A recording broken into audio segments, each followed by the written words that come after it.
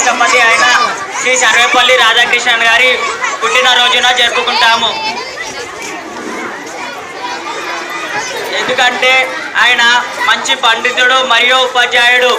ఈ సందర్భంగా చదువు గురించి ఒక చిన్న ప్రోగ్రాం.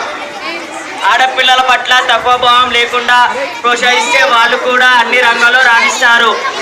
శ్రీ విద్య కుటుంబానికే కాక ప్రపంచానికి వెలుగునిస్తుందని చెప్పడమే ఈ మా బుర్రకథ. అసలు బుర్రకథ అంటే జానపద కళారూపంలో ఒకటి. బుర్రకథ చెప్పేవాళ్ళు కథను గేయ రూపంలో చెప్పుతూ ప్రేక్షకులను రంజింపజేస్తారు. ఈ మా బుర్రకథలోని పాత్రలు శృతిలయ 8వ తరగతి మరియు వంకలు భానుప్రకాష్ మణికంఠ 9వ తరగతి. ఇప్పుడు మనం బుర్రకథ చూద్దాం మరియు విందాం.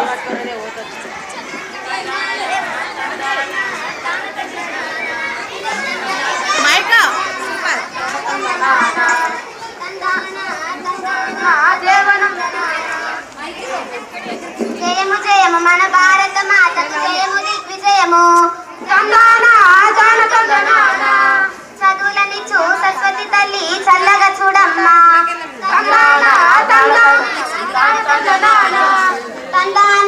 తందానా దేవనందనానా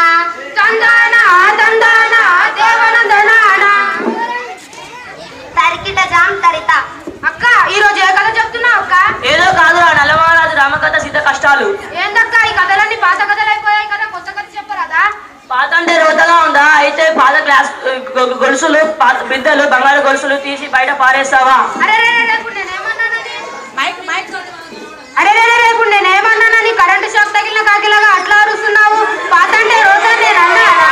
ఎలక్ట్రిక్ దీపాలు వస్తుంది, ఆముదం దీపాలు పెట్టుకుంటున్నామా? అరే తమ్ముళ్ళు, మీరు అట్లా అనవసరంగా కొట్లాడుకొని రసబస చేయకండి. సరే, మనం కొత్త కథనే చెప్పుకుందాం. సరే అక్క. మనం చెప్పుకోబోయే కథ సీత ఇష్టాలు.